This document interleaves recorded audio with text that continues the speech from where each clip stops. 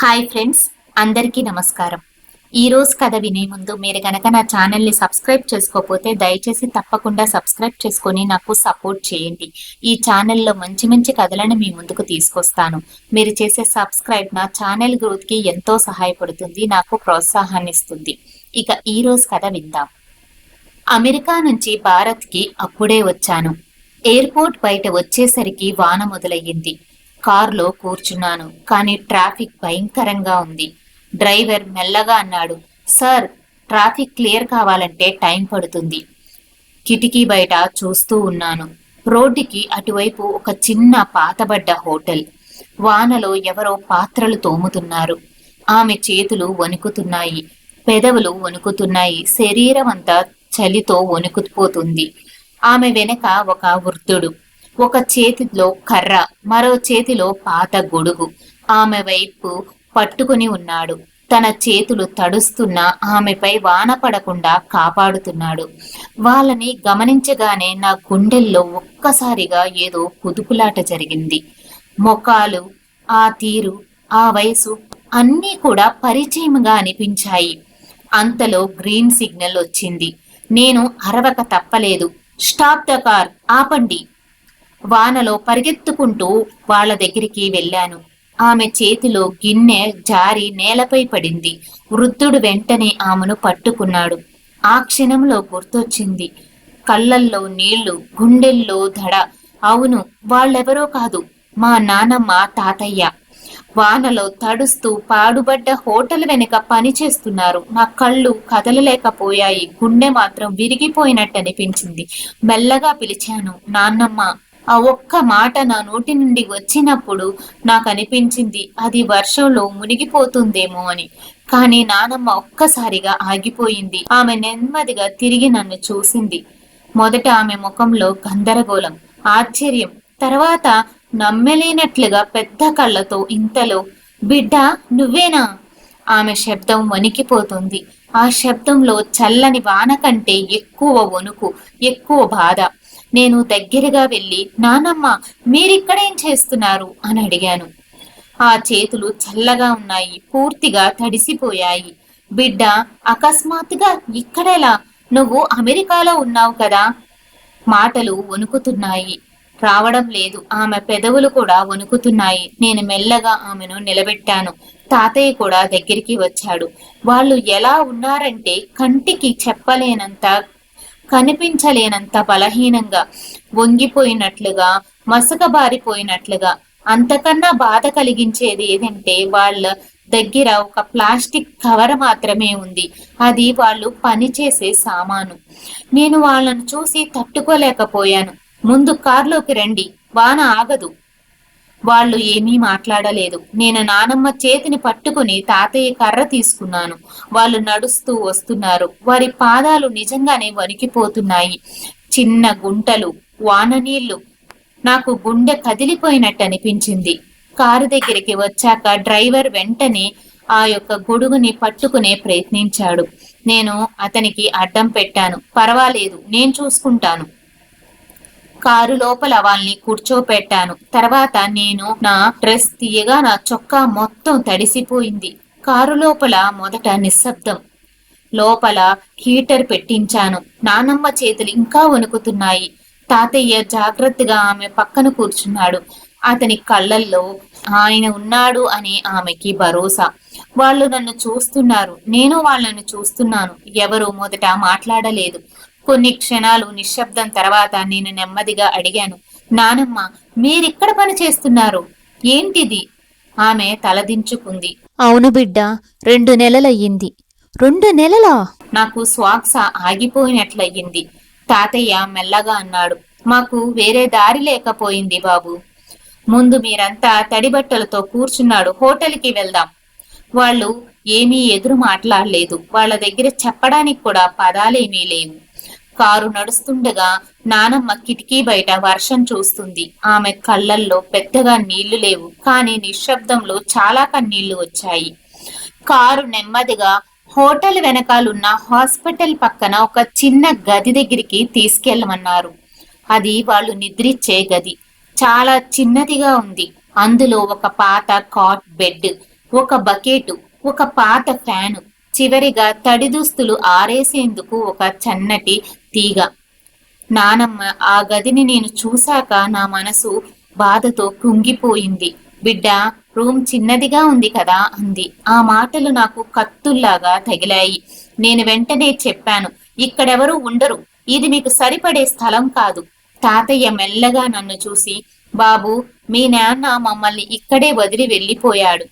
అతని గొంతులో బాధ, నిస్సహాయత. అంటే నిజంగా నాన్న మిమ్మల్ని ఇక్కడ వదిలేశాడా అని నేను అడిగాను. అది అత్యంత కఠినమైన ప్రశ్న. నానమ్మ వెంటనే, బిడ్డ, నీ నాన్నని ఏమీ అనకు, మీ నాన్న చెడ్డవాడుగా అనుకోకు, ఏం ఆలోచించకు, తను ఎందుకిలా చేశాడో తెలీదు. తాతయ్య మాత్రం నిజం చెప్పారు. మాకు ఆరోగ్యం బాగుండట్లేదని పెద్ద డాక్టర్కి చూపిస్తానని చెప్పి ఈ ఊరు తీసుకొచ్చాడు బాబు. హాస్పిటల్ బయట చెట్టు కింద కూర్చోబెట్టి 1 గంటలో వస్తా అన్నాడు. అదే చివరి మాట.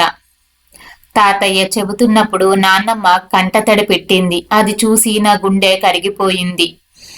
మేము బస్ ఎక్కి ఊరు వెళ్ళిపోదామనుకున్నాం బిడ్డ, కానీ మా దగ్గర డబ్బు లేదు. తర్వాత కొన్ని రోజులకి మీ నాన్న కావాలనే మమ్మల్ని ఇక్కడ వదిలేశాడని అర్థమైపోయింది. ఆ తర్వాత ఊరు వెళ్ళాలనే ఆలోచన కూడా మర్చిపోయాము. డబ్బు లేదు అనే మాట నా గుండెల్ని పిండేసింది. తాతయ్య నానమ్మ ఒకరినొకరు చూసుకున్నారు. నానమ్మ అడిగింది, బాబు, నువ్వు ఇండియా వచ్చావని అమ్మకు నాన్నకు చెప్పావా? ఇంకా లేదు. చెప్పు బాబు, నువ్వు మమ్మల్ని కలిసావంటే కోపడతారేమో. అప్పుడు నేను చాలా స్పష్టంగా చెప్పాను, ఈసారి నేను మాట్లాడతాను. తాతయ్య నిటారుగా చూశారు. అయ్యో బిడ్డ, నీ వల్లే మాకు కొంత ధైర్యం వచ్చింది. అమ్మ నాన్నతో గొడవ పడొద్దు. నేను వారికి స్పష్టంగా చెప్పాను, మీ బాధ్యత నాది, నేను చూసుకుంటాను. రాత్ర మేము ముగ్గురం ఒకే టేబుల్ వద్ద రెస్టారెంట్లో కూర్చున్నాము. నానమ్మ చాలా రోజుల తర్వాత వెన్నతో చేసిన దోశ తినింది. తాతయ్య ఇడ్లీ ఆర్డర్ చేశాడు. వాళ్ళు మొదట తినడానికి కూడా సంకోచించారు. కానీ వాళ్ళ చూసి నేను నవ్వుతూ చెప్పాను, దయచేసి తినండి నానమ్మ. గత 2 నెలలుగా ఏం తిన్నారో ఏం చేశారో నాకు తెలీదు. ఇప్పుడు మీ బాధ్యత అంతా నాది, నేను చూసుకుంటాను, మీకు నేనున్నాను అన్నాను. నానమ్మ కళ్ళల్లో నీళ్లు వచ్చాయి. అది ఆనందంతో లేక బాధతోనో నాకు తెలియదు. తాతయ్య మెల్లగా అన్నాడు, బాబు, నువ్వు తిరిగి రావడం వల్లే మాకు ప్రాణం నిలిచింది. నేను మాటల సందడిలో మాట్లాడుతూ తాతయ్యకి చెప్పాను, ఈ రోజు మిమ్మల్ని ఈ స్థితిలో చూసి నా గుండె రగిలిపోయింది అన్నాను. నానమ్మ నా చెయ్యి పట్టుకొని, బాబు, బాధపడుకు, నీకు ఆ మంచి మనసుంది, మాకది చాలు. నువ్వు మా గురించి ఆలోచిస్తున్నావు, మాకది చాలు అని చెప్పింది. తర్వాత ముగ్గురం కలిసి ఒక హోటల్ రూమ్ లో నిద్రపోయాము. ఉదయం 6 గంటలకు నిద్ర లేచాను. నానమ్మ తాతయ్య అప్పటికే లేచి కూర్చున్నారు. రాత్రంతా వాళ్ళు నిద్రపోయారో లేదో నాకు తెలియదు. నానమ్మ నేను లేగవగానే కొంచెం భయంతో నన్ను చూసి అడిగింది, బిడ్డ, నిన్న నువ్వు మీ నాన్నతో మాట్లాడావు కదా, మా గురించి అడిగావా? మేమెక్కడున్నామో నువ్వు అడిగావా అని అడిగింది. నేను అడిగాను నానమ్మ అని చెప్పక ముందే ఆమె ఇంకో ప్రశ్న అడిగింది. అతను ఏమన్నాడు అంది. ఆ ప్రశ్నలో భయం కన్నా బాధ ఎక్కువగా కనిపిస్తుంది. నేను కాసేపు కూర్చొని శాంతంగా చెప్పాను, నానమ్మ, నేను 2 నెలలుగా నాన్న వాళ్ళని నీ గురించి, తాతయ్య గురించి అడుగుతున్నాను. వాళ్ళు ఒకే మాట చెప్పారు, మీరు యాత్రలకి వెళ్ళారని. నానమ్మ నోరు పెదల్చలేదు, నిశ్శబ్దంగా ఉండిపోయింది. తాతయ్య తల వంచేశాడు.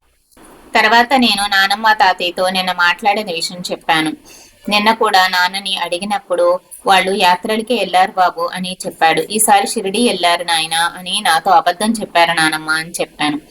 రాత్రి నాన్న అబద్ధం చెప్పేటప్పుడు ప్రయత్నించినప్పుడు నేను ఆయనకి చెప్పాను, నువ్వు అబద్ధం చెప్తున్నావని అర్థమైపోయింది నాన్న, నానమ్మ తాతయ్యని ఎక్కడైనా వదిలేసావా అని నేను గట్టిగా నిలదీశాను. దాంతో మా నాన్న నోరు పెదల్చలేదు. నాకప్పుడు తెలిసిపోయింది, వాళ్ళు నానమ్మ నా తాతయ్యని వదిలేశారు అని వాళ్ళు ఒప్పుకుంటున్నారు అని.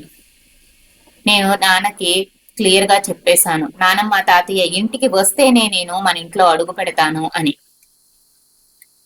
నాన్న చాలా బాధపడినట్లా కనిపించింది. అతను ఆ రాత్రంతా నిద్రపోలేదనుకుంటా.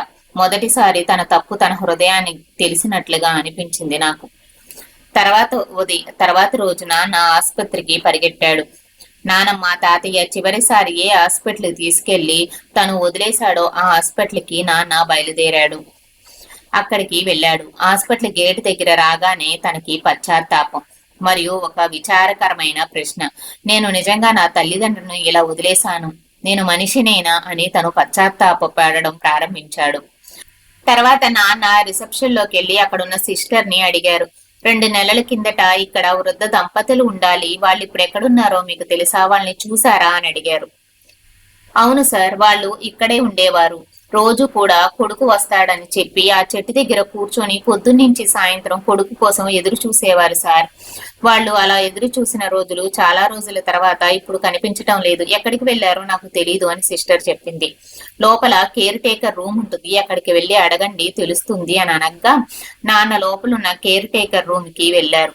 అక్కడ ఒక పెద్దావిడ ఉంది. ఆవిడని అడగగా వాళ్ళు ప్రతిరోజు తలుపు వైపు చూస్తూ ఉండేవారు సార్. పొద్దున్నే వెళ్ళి ఆ చెట్టు దగ్గర కూర్చొని మా బాబు వస్తాడు, ఈ రోజు తీసుకెళ్తారు అని నాతో చెప్పేవాడు. కానీ పాపం అలా ఆశపడింది జరగలేదు. చాలా రోజులు వేచి తెరిన తర్వాత ఆశ ఆరిపోయింది. తర్వాత వాళ్ళు బయటికి వెళ్ళిపోయారు అని ఆ పెద్ద ఆవిడ చెప్పింది. పక్కనే ఉన్న సిస్టర్ చెప్పింది, వాళ్ళు నేను పక్కన బస్ స్టాండ్ దగ్గర ఉన్న ఒక హోటల్లో చూశానండి. 4 రోజుల కిందట నా దంపతుల్ని అక్కడ చూశాను. నేను అడగగా మా కొడుకు ఇంకా రాలేదమ్మా, వస్తాడని వేచి చూస్తున్నాము అని నాతో చెప్పారు సార్ అని ఆ నర్సు చెప్పింది. నాన్న కళ్ళల్లో కన్నీళ్లు ఆగకుండా దారల్లాగా వస్తున్నాయి. నేనే మా నాన్నని వదిలేశాను, నేనే ఇక్కడ వదిలి వెళ్ళిపోయాను అని పశ్చాత్తాపంతో ఒకటే ఏడుపు. అతను హోటల్ బెంచ్ మీద కూర్చొని తలని చేతితో పట్టుకొని బిగ్గరగా ఏడవడం మొదలుపెట్టాడు. ఇన్నేళ్ల నుంచి ఉన్న గర్వం ఒక్కసారిగా బూడిదైపోయింది. ఇప్పటి వరకు తానే సరైనవాడు అనుకున్న నాన్న మొదటిసారిగా తప్పు ఒప్పుకున్నాడు. అతను వెంటనే నాకు కాల్ చేశాడు. నేను అప్పుడు లిఫ్ట్ లో ఉన్నాను. కాల్ ని ఎత్తగానే ఆయన గలం పూర్తిగా విచారంతో నిండిపోయింది. బాబు, నేను తప్పు చేశాను, నా తప్పు తెలుసుకున్నాను అని బాధపడ్డాడు. నేను నిశ్శబ్దంగా వింటూ ఉన్నాను. అతను మరింత విలవిలలాడిపోయాడు. నన్ను క్షమించు బాబు, నేను నానమ్మని తాతయ్యని వెతకడానికి ఈ ఊరొచ్చాను. నాన్నని తాతయ్యని ఇక్కడున్న ఒక హాస్పిటల్ చెట్టు కింద వదిలేశాను. అక్కడికి వచ్చి వెతకగా వాళ్ళు నాకు కనపడడం లేదు. ఏం చేయాలో అర్థం కావట్లేదు నాన్న, నువ్వు ఇక్కడికి తొందరగా రా, మనం వాళ్ళని ఎలా అయినా వెతకాలి అని చెప్పి బాధతో విలవిలలాడిపోయాడు. అతని మాటల్లో నిజమైన పశ్చాత్తాపం నాకు కనిపించింది. ఎన్నో ఏళ్ల తర్వాత మొదటిసారిగా నాన్న ఇలా బాధపడడం నేను చూశాను. అప్పుడు నేను నాన్నకి చెప్పాను, నాన్న, దోషాన్ని అంగీకరించావు. మనిషిలో ఉన్న గొప్పతనం పశ్చాత్తాపంతో మన తప్పుని మనం తెలుసుకోనవు. నేను నెమ్మదిగా అన్నాను, నాన్నమ్మ తాతయ్య నా దగ్గర ఉన్నారు, మీరు భయపడకండి, నేను వాళ్ళని జాగ్రత్తగా చూసుకుంటున్నాను, వాళ్ళు నా దగ్గరే ఉన్నారు అని చెప్పాను. ఎప్పుడు బాబు, వాళ్ళు నీ దగ్గరే ఉన్నారా అని ఎంతో ఆనందంతో గట్టిగా అడిగారు. ఆ క్షణం అతని శ్వాస ఎంతో గట్టిగా కొట్టుకున్నట్లు నాకు అనిపించింది. నిజమా? అవునా నాన్న అని ప్రశ్న మీద ప్రశ్న అడిగారు. అవును నాన్న, నానమ్మ తాతయ్య నా దగ్గరే ఉన్నారు, సురక్షితంగా ఉన్నారు అని చెప్పాను. ఆయన చాలా ఆనందపడ్డారు. నేను వెంటనే వాళ్ళని కలవాలి బాబు అన్నారు. నాన్నకి హోటల్ అడ్రస్ చెప్పగానే నాన్న వెంటనే అక్కడికి వచ్చారు. నాన్న ముందు, తాతయ్య నానమ్మ ముందు కూర్చొని కన్నీళ్లతో తాతయ్య కాళ్ళ దగ్గర పడిపోయారు. నాన్న క్షమించండి, అమ్మా నన్ను క్షమించు, నేను చాలా పెద్ద తప్పు చేశాను. మీ ప్రేమకు నేను విలువివ్వలేకపోయాను. మీరు నన్ను ఎంతో ప్రేమతో పెంచి పెద్దవాళ్ళు చేశారు. కానీ నేను పెద్దవాడు అయ్యేటప్పటికి మిమ్మల్ని చూసుకోవాల్సింది పోయి మిమ్మల్ని మోసం చేసి వదిలేశాను. నా తప్పుకి ప్రాయశ్చిత్తం ఏంటో నాకు అర్థం కావట్లేదని కన్నీళ్లతో వాళ్ళ దగ్గర పశ్చాత్తాపంతో బాధతో విలవిలలాడిపోయాడు. నానమ్మ వెంటనే అతన్ని లేపి అడిగింది, తల నిమురుతూ, పర్వాలేదు బాబు, తప్పు తెలుసుకున్నావు, అదే అన్నిటికన్నా పెద్ద విముక్తి అని చెప్పి నానమ్మ తాతయ్య మా నాన్న భుజం మీద చెయ్యి వేసి మాట్లాడడం మొదలు పెట్టారు. ఇంట్లో అందరూ బాగున్నారా బిడ్డ అంటూ వాళ్ళు మాట్లాడుకోవడం చూసి నాకెంతో ఆనందం వేసింది. తర్వాత అందరం భోంచేసి కలిసి ఇంటికి బయలుదేరుతూ కారెక్కాము. మనకి జన్మనిచ్చిన తల్లిదండ్రులు జన్మనివ్వడమే కాకుండా మనని పెంచి పెద్దవాళ్ళు చేస్తారు, మనకు ఒక జీవితాన్ని ఇస్తారు. అలాంటప్పుడు వాళ్ళు చివరి దశల్లో ఉన్నప్పుడు చూసుకోవాల్సిన బాధ్యత ప్రతి ఒక్కరిది. జీవితం చక్రం లాంటిది, ఎవరిని కూడా విడిచిపెట్టదు. ఒక రోజు మనకే అవసరం అవుతుంది, మనం వాళ్ళ స్థానాలకి తప్పకుండా వెళతాం. మనం ప్రేమించి వాళ్ళని ప్రేమిస్తేనే మన పిల్లలు మనని ప్రేమిస్తారు.